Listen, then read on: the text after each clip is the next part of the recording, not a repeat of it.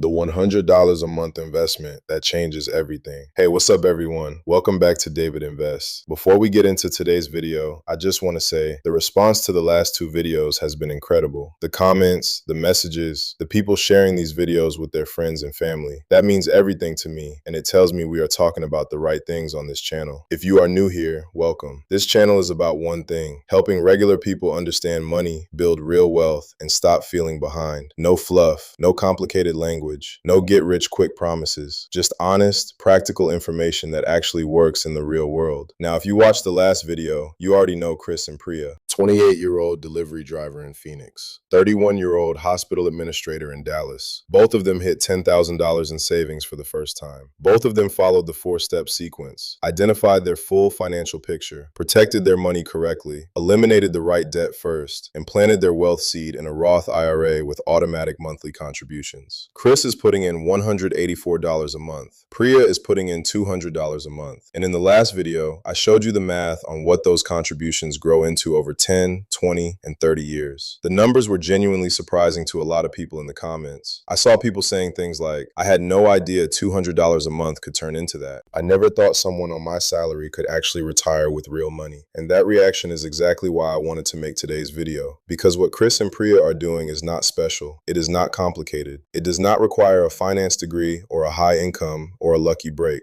It requires understanding one concept. One concept that once you truly understand it, not just intellectually but in your gut, changes the way you see every single dollar you earn for the rest of your life. That concept is compound interest. And today I'm going to show you exactly how it works, why $100 a month is more powerful than most people on earth realize, and what happens when you start early versus when you wait. Because the difference between those two paths is one of the most important lessons in all of personal finance. Let's get into it. Let me start by checking in on Chris and Priya, because it has been about 6 months since they both set up their Roth IRAs and automated their monthly contributions. For Chris, the first few months felt weird. He set up the automatic transfer and then watched $184 disappear from his account every single month like clockwork. At first, it felt like losing money, like something was being taken from him. He would check his investment account and see a small number growing slowly and think, "Is this actually doing anything? This feels like nothing." Priya had a similar feeling. She checked her account constantly in the beginning, refreshing it,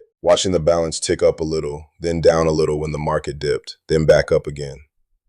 She found herself second-guessing the whole thing every time the number went down, even slightly. This is completely normal, and it is one of the biggest reasons people quit investing before compound interest ever gets a chance to work for them. The early stages feel slow. They feel almost pointless. The numbers are small, and the growth feels invisible. And it is very easy to convince yourself that it is not working. But here's the truth that changes everything. Compound interest does not work on your schedule. It works on its own schedule.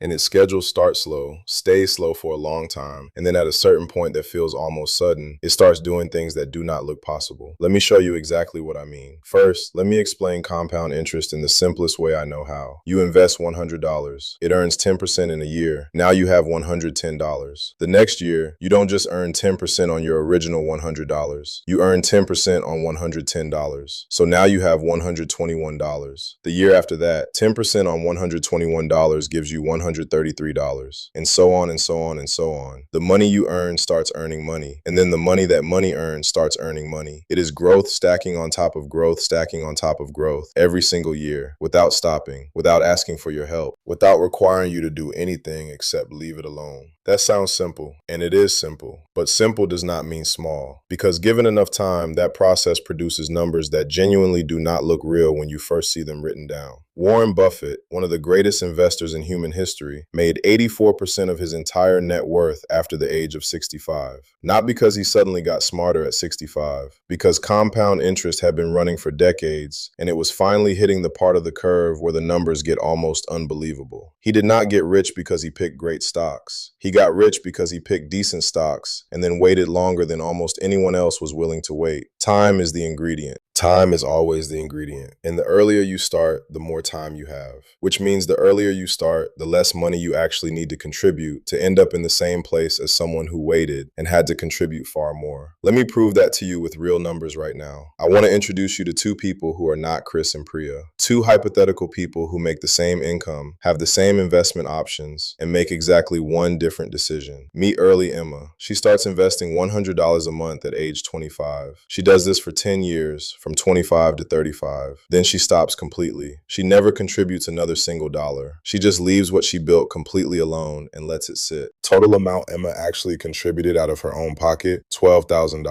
That's it. $12,000 over 10 years. Then nothing. Now meet late Larry. He waits. He tells himself he will start investing when things settle down, when he pays off this thing, when he gets that raise, when the timing is better. He finally starts investing $100 a month at age 35. And unlike Emma, he never stops. He contributes every single month from 35 all the way to 65. 30 full years of contributions. Total amount Larry actually contributed out of his own pocket, $36,000. 3 times as much as Emma. Now here's the question. At age 65, who has more money? At a 10% average annual return, Emma, who contributed $12,000 and then stopped at 35, ends up with approximately $676,000. Larry, who contributed $36,000, 3 times as much money over 3 times as many years, ends up with approximately $226,000. Emma has nearly 3 times as much money as Larry at retirement, despite contributing 1/3 as much, despite stopping contributions 30 years earlier. The only difference between them was when they started. Let that sink in for a moment, because I have shared this example with people and watched their faces change when the math actually lands. Emma put in $12,000 and ended up with $676,000. Larry put in $36,000 and ended up with $226,000. Same investment, same return, completely different outcomes. Because of one variable, time. This is why I say the best financial decision you can make in your 20s or 30s is not the perfect stock pick or the perfect fund or the perfect strategy. It is simply starting right now with whatever you have, even if it is $100 a month. Now let me bring this back to Chris and Priya because their stories are about to get interesting. About 4 months into their investing journey, both of them hit a moment that every new investor hits at some point. The market dropped. Not catastrophically, not a crash, just a normal market pullback of about 8% over a few weeks. The kind of thing that happens regularly in the stock market and has happened dozens of times over the last several decades. For Chris, watching his account balance drop for the first time since he started was genuinely unsettling. He had worked so hard to save that money. He had sacrificed so much to build it, and now the number was going down and there was nothing he could do about it. He started reading articles about recessions and market crashes and wondering if he should pull his money out and wait for things to stabilize. He didn't, but he wanted to. He really wanted to. Priya felt the same pull. She is analytical by nature, so she ran the numbers on what would happen if she pulled out and waited versus staying in. And what she found stopped her cold. She found study after study showing that missing just the 10 best days in the stock market over a 20-year period reduces your total return by more than half. 10 days out of roughly 5,000 trading days. Missing those 10 days, which almost always happen right in the middle of the scariest moments when everyone wants to be out of the market, costs you more than half of your long-term return. The people who try to time the market, who pull out when it drops and wait to get back in when it feels safer, almost always miss those 10 days. Because those 10 days are almost always the 10 days right after the scariest stretch. And by the time it feels safe to get back in, the recovery has already happened without them. So both Chris and Priya did the hardest thing a new investor can do. They watched the number go down. They left it alone. They kept their automatic contributions running, and they waited. 3 months later, the market had recovered, and their accounts were higher than they had ever been. This is what long-term investing actually looks like from the inside. It does not feel like watching money grow. It feels like watching a number bounce around while you try not to panic. And the discipline to stay in, to keep contributing, to not touch it, to trust the process during the scary moments, that discipline is worth more than almost any strategy you could choose. Now, I want to talk about something that comes up in the comments constantly. And it is a question I completely understand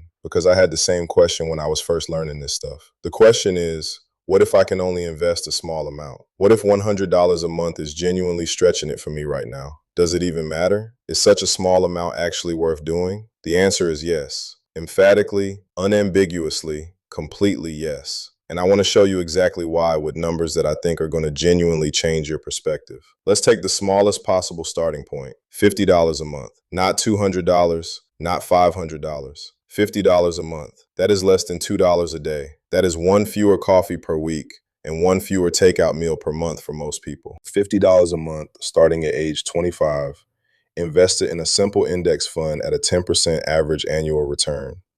After 10 years, roughly $10,000. After 20 years, around $38,000.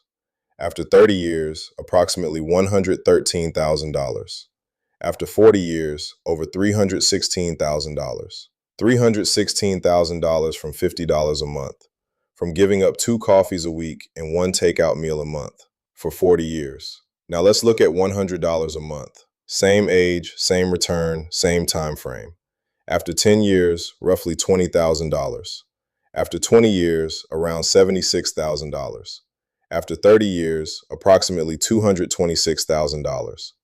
After 40 years, over $632,000. And $200 a month, what Chris and Priya are roughly contributing right now. After 10 years, roughly $41,000.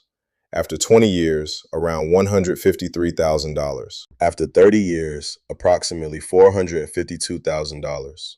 After 40 years, over $1,265,000. $200 a month turns into over $1 million in 40 years. $200 a month. That is what one fewer restaurant meal per week and one fewer impulse purchase per month looks like at the end of a working lifetime. The amount matters less than you think. The time matters more than you can imagine. And just starting with whatever you have right now matters most of all. I want to address something else that I hear constantly from people who are just getting started. And it is a mindset trap that I think quietly keeps more people from building wealth than almost anything else. The trap sounds like this. I'll start investing seriously when I make more money. Right now, I'm just surviving. Once I get the raise, once I pay off this loan, once things settle down a little, then I'll really start. I understand this completely. I have felt this way myself. When money is tight, investing feels like a luxury. It feels like something for people who have extra. And when you don't feel like you have extra, it is very easy to put it off until you do. But here's the brutal truth about that mindset. The raise almost never changes the behavior. Studies on lifestyle inflation show that when people earn more money, their spending almost always rises to meet it. The person who says they will invest when they make more money usually becomes a person who makes more money and finds that it all somehow disappears into a slightly more expensive version of the same lifestyle. The habit has to come before the income, not after. The person who invests $50 a month on a tight budget becomes the person who invests $300 a month when they get the raise. Because the habit is already there, the account is already open, the automation is already running. They just increase the amount. The person who waits for the right income level to start the habit almost never starts, because there is always one more thing to take care of first. Chris understood this. He is investing $184 a month on $41,000 a year. It is not comfortable. There are months where it genuinely feels tight. But he made one decision: to treat his investment contribution the exact same way he treats his rent. Non-negotiable, not optional, not the first thing that gets cut when money gets tight. The one thing that does not move no matter what. And that decision, that one reframe, is the difference between building something real and spending your entire working life intending to start. So let me give you the 3 things I want you to actually do after watching this video. Not think about doing, actually do. Today or this week. Number 1, open a Roth IRA if you don't already have one. It takes about 15 minutes online. Fidelity, Vanguard, and Schwab are all excellent options with no account minimums and no fees to get started. You do not need a lot of money to open the account. You just need to open it. Number 2, set up an automatic monthly contribution. Whatever amount you can genuinely commit to right now without it being unsustainable. Even if it is $50, even if it is $25. The amount is not the point right now. The habit is the point. The automation is the point. Set it up so it happens whether you think about it or not. Number 3, choose a simple investment inside that account. A total market index fund or an S&P 500 index fund. Low expense ratio. Look for something below 0.1% if possible. Set it and leave it alone. Do not check it every day. Do not react to market drops. Do not move it around trying to time things. Just let it run. That is it. 3 things. 15 minutes of actual action that sets a process in motion that, if you leave it alone and keep contributing, will genuinely change your financial life. Chris did these 3 things on a Tuesday night after a 12-hour shift. He was tired. He almost waited until the weekend. He did it anyway. And 2 years later, he is watching a number in his Roth IRA grow in a way that is starting to feel almost unreal to him. Priya did the same thing on a Saturday morning with a cup of coffee. She has not logged into her investment account in 3 weeks.